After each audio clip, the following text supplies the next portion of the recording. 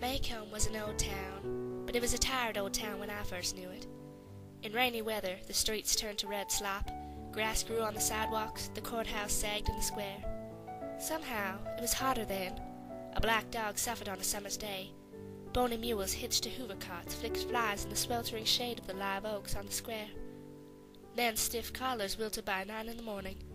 Ladies bathed before noon, after their 3 o'clock naps, and by nightfall were like soft tea cakes with frostings of sweat and sweet talcum.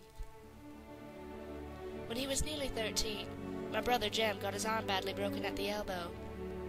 When enough years had gone by to enable us to look back on them, we sometimes discussed the events leading to his accident. I maintained that the Yules started it all, but Jem, who was 4 years my senior, said it started long before that. He said it began the summer Dale came to us, when Dale first gave us the idea of making Boo Radley come out.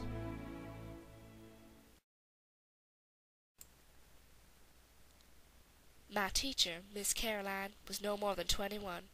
She had bright auburn hair, pink cheeks, and was from Winston County, North Alabama. North Alabama was full of liquor interests, big mules, steel companies, Republicans, professors, and other persons of no background, and every child in Maycomb County knew it. And Aunt went to a fountain and quenched his thirst, and tumbling in, was almost drowned. But a dove that happened to be sitting on a nail. Miss Finch, please tell your father not to teach you anymore. It'll interfere with your reading. Teach me? He hasn't taught me anything, Miss Caroline. If he didn't, then who did? Somebody did. You were born reading the mobile register. Jem says I was. He read in a book once that I was Bullfinch instead of Finch. He says that my real name's Jean Louise Bullfinch. That I got swapped when I was born. Though I'm really a... Let's not let our imaginations run away with us, dear. Now you tell your father not to teach you anymore. It's best to start reading with a fresh mind. You tell him I'll take over from here. Try to undo some of the damage. Ma'am?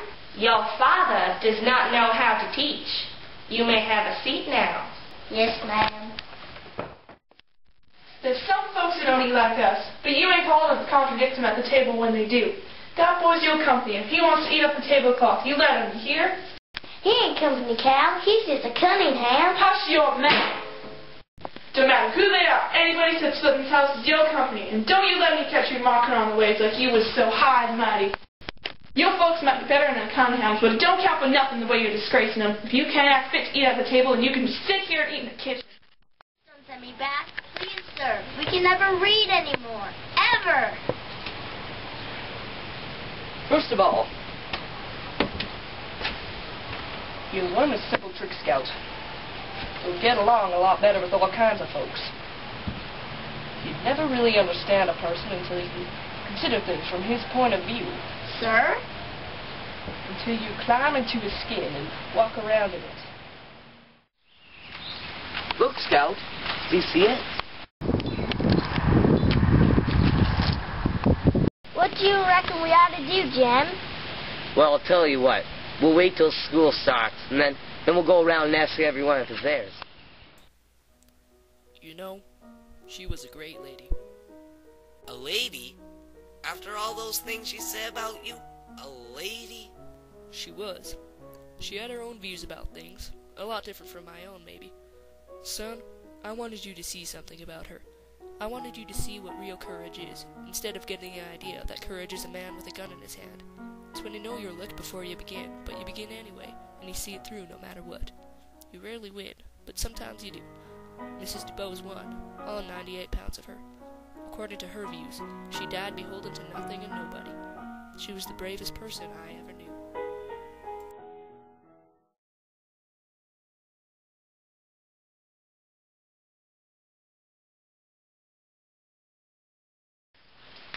Cal promised me I could go out to your house some afternoon, Atticus.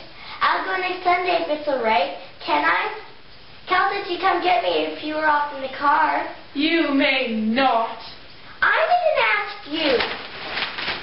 Apologize to your aunt. I didn't ask her. I asked you. First of all, apologize to your aunt.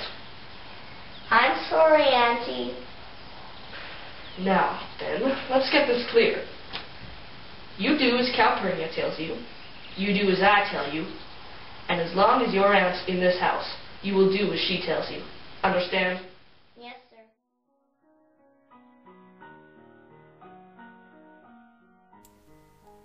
Jim, I'd rather you shot at tin cans in the backyard, but I know you'll go after birds. Shoot all the blue jays you want, if you can hit 'em. But remember, it's a sin to kill a mockingbird.